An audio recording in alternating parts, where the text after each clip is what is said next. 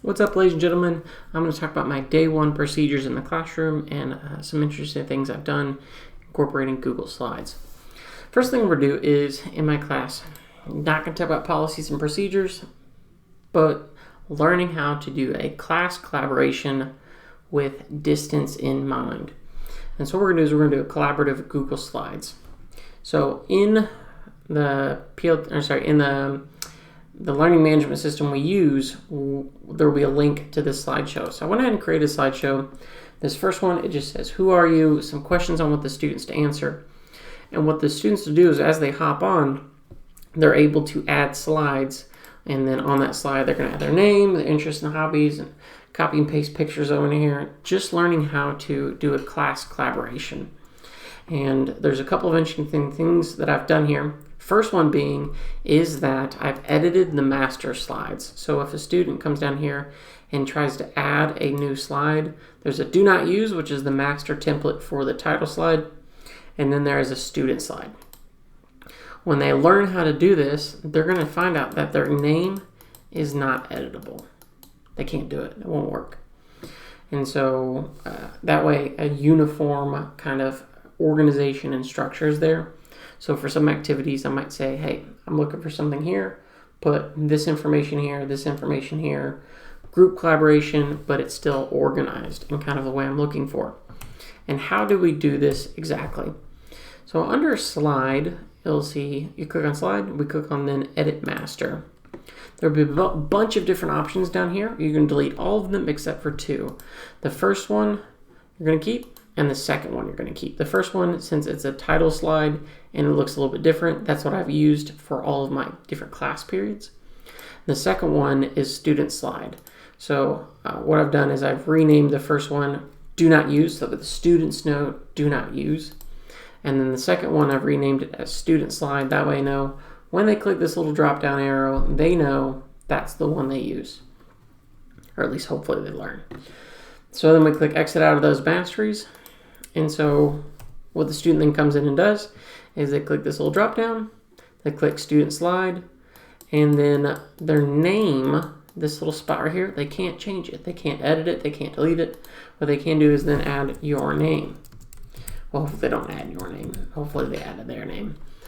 But how do we get this to happen? It's a really interesting feature. Back in that edit, so slide, edit master, on that student slide, I've created a text box. So I insert text box, and we can see test, test, test, and then we hit apply to all, and then all student slides that show test, test, test, whatever we want it to be is text that cannot be changed. So let's try that. Let's look. If I click over here and I now add a new student slide, it shows test, test, test, and I can't edit it.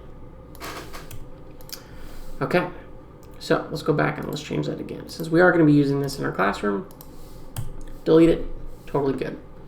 All right, what do I do next from here? How do I get these to the students? So I'm going to click on share, and then under the share, what have we got is we have anyone on the internet with this link can edit. By default, it's going to say view. Well, depending upon the security of your school, is that anyone on this internet can view? Sure. But we want to click on that, and then we want anyone with this link can edit. If you'd like to and you want to, you can restrict that to be within your school district. Totally fine.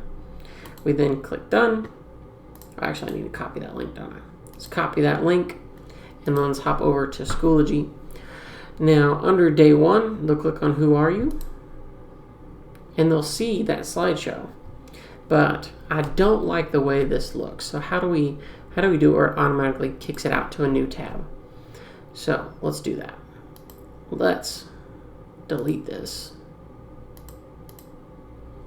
Add materials. File link. We'll do a link. We're going to paste that in there. And the title is going to be day one. Oh, if I can type correctly. Day one. Who are you?